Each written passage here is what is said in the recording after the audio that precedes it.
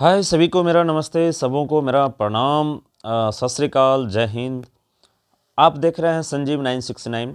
अभी जो 2023 में आने वाला एग्ज़ाम है जिसमें 10वीं और 12वीं के बच्चे एग्ज़ाम देंगे, जो बोर्ड एग्ज़ाम होने वाला है, तो खासकर जो बिहार के बच्चे हैं और यूपी, मध्य प्रदेश और भी जगह के बच्चे हैं, तो उसमें क्या होता है, बहुत सारे बच्चे इंग्लिश में उत्तर देते हैं, बहुत सारे बच्चे हिंदी में उत्तर देते हैं।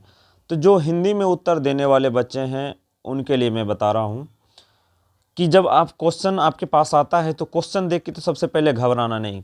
कहीं गोली नहीं चल रही, वहाँ कोई कारगिल नहीं चल रही जहाँ अरे बाप गोली चल रही है लग जाएगी। आप सबसे पहले तो एग्ज़ाम में जाने से पहले प्रिपेयर होके जाना चाहिए।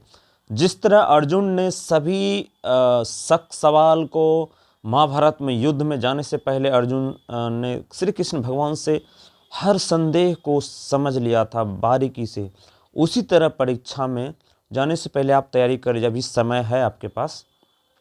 और एक टिप्स और दे रहा हूँ, पहले पुराने ज़माने में गांव घर में आदमी 3 बजे भोर में माँ उठा देती थी पढ़ने के लिए। अभी के बच्चे नहीं उठना चाहते हैं। क्यों नहीं उठना, तो मोबाइल में लगे रहते हैं 10, 11, 12 बजे तक। उसके बाद फिर पढ़ना नहीं चाहते हैं। तो आप क्या कीजिए, मोबाइल में जो काम की चीज़ें हैं वो देखिए, पढ़ने वाली चीज़ें देखिए, बाद बाकी समय अभी मत दीजिए मोबाइल में। बहुत सारे बच्चे फ़नी वीडियो देखते हैं, बहुत सारे बच्चे कुछ और देखने में समय व्यतीत करते हैं। अभी आपका एग्ज़ाम आ गया है तो मैं बताने जा रहा हूँ कि किस तरह से लिखना है आपको। सबसे पहले जब क्वेश्चन 1 से लेकर अगर 25 तक मान लें क्वेश्चन है, 1 से लेकर 25 तक अगर आपका क्वेश्चन आ गया है और 1 नंबर में और 2 नंबर में मान लीजिए जैसे कि खाली स्थान वाली क्वेश्चन है या ऑब्जेक्टिव क्वेश्चन है या 1 से 10 तक ऑब्जेक्टिव क्वेश्चन है, तो आप क्या कीजिए, 1 नंबर सीरियलिटी नंबर से 1, 2, 3, 4 ऐसे करके सभी क्वेश्चन दीजिए। उसमें से कोई क्वेश्चन आपको नहीं आ रहा है, मतलब 1 से 10 तक में कोई भी ऑब्जेक्टिव आपका सही नहीं है, कॉन्फिडेंस आपको नहीं है, उसको क्या कीजिए, क्वेश्चन मार्क करके छोड़ दीजिए, खाली रखिए उसको। उसके बाद जो क्वेश्चन उसके आगे वाला है उसको आ रहा है, या मान लें कोई कविता है, कहानी है, या किसी कहानी का क्वेश्चन है, वो आपसे पूछा है, आपको पता है, तो आप क्या कीजिए, उस क्वेश्चन को हल कीजिए। फिर तीसरा नंबर में क्वेश्चन जो वो आपको आ रहा है, चौथे नंबर का जो क्वेश्चन वो आ रहा है, पाँचवें नंबर का आ रहा है, सीनियरिटी से लिखिए।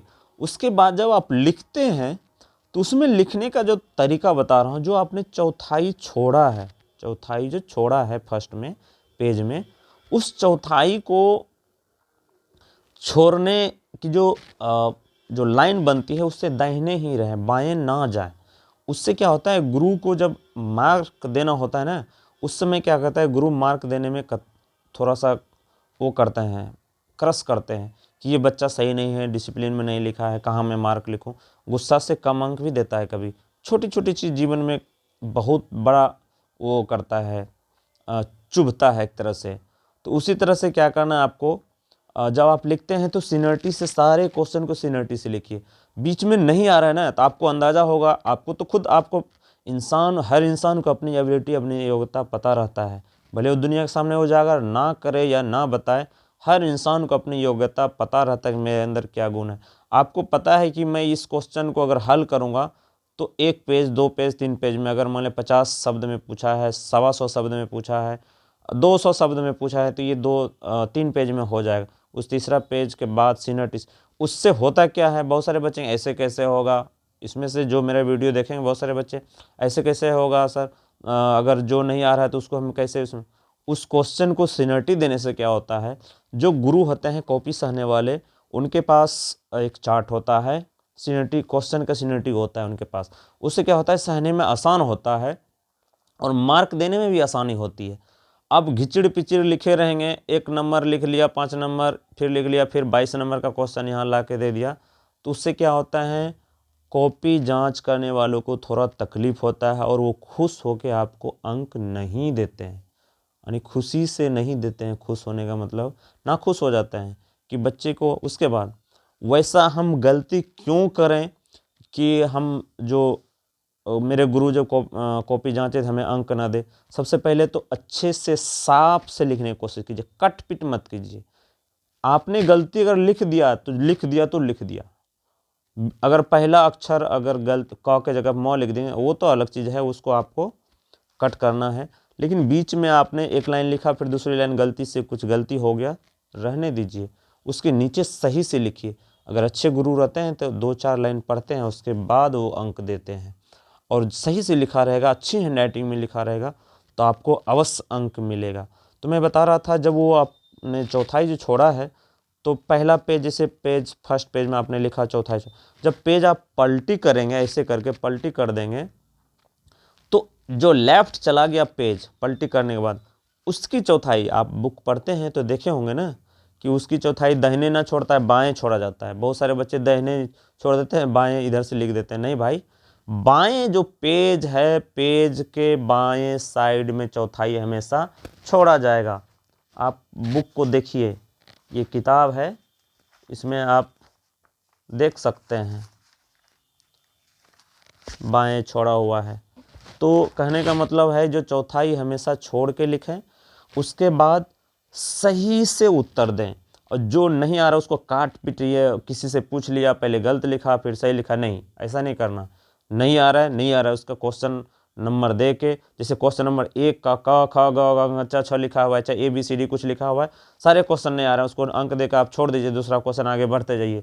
उसके बाद जो बच्चे मैथमेटिशियन हैं, मैथ का एग्ज़ाम जब देने जा रहे हैं, मैथ का एग्ज़ाम आपको हो रहा है, उसमें क्या कीजिए, राइट साइड में एक चौथाई बना के रखिए, प्लस जोड़ घटा गुना भाग करने के लिए, या कोई ऐसा फार्मूला है जो आप उस पर लिख सकते हैं। उससे क्या होता है, जब गुरु देखता है तो इसे उन्हें पता चलता है कि बच्चे ने अपने माइंड से, अपने दिमाग से लिखा है और ये जोड़ घटा उन्होंने किया है। कभी कभी बच्चे क्या होता है, इधर गलत लिख देता है अपने कॉपी आंसर में, और उधर राइट साइड में सही कुछ कैलकुलेट किया रहता है। तो गुरु कभी कभी दाहिने नज़र दौड़ाता है कि अच्छा इसने यहाँ सही लिखा है, यहाँ गलत लिखा है, तो उसके आधार पे मार्क पूरा देते हैं मैथमेटिक्स में। और मैथमेटिक्स में जो बच्चे, अभी से मैं बता रहा हूँ, जो बड़े बड़े सवाल हैं उसे दिमाग में सेट करने की ज़रूरत नहीं, उसे समझने की ज़रूरत है। बहुत सारे बच्चे मैथ में रटते हैं, मुझे पता है या किसी से मैंने पूछा सुना, वो क्या कर रहे हैं, रट रहे हैं। मैथ रटने की चीज़ नहीं, वो सीखने की चीज़ है, समझने की चीज़ है। तो अभी से घबराए नहीं। और इसका तरीका बता, 1 महीने को आप 3 महीने बना सकते हैं। कैसे? पहले आप 1 घंटा पढ़ते थे, अभी 3 घंटा पढ़िए, और 3 घंटा पढ़ते हैं तो उसको 6 घंटा 9 घंटा कर दीजिए। जैसे कि आप पढ़ने का तरीका, शाम को 2 घंटा पढ़िए, फिर भोर में उठ के 3 से 6 पढ़िए। ऑटोमेटिक आपका जो छूटा सब्जेक्ट है ये 2 महीने के अंदर में कवर हो जाएगा। 2 महीने कैसे है, अभी मान लें 17-18 दिसंबर है, उसके बाद फिर आपको जनवरी पूरा आपके पास है, तो ये 1.5 महीने, 45 दूना 90 कर दीजिए। 45 दिन है ना, उसको पढ़ने के घंटा जब बढ़ाइएगा तो महीना भी बढ़ जाएगा ऑटोमेटिक। और अभी आप मेहनत कीजिए, उत्तीर्ण अवश्य होंगे। जय हिंद।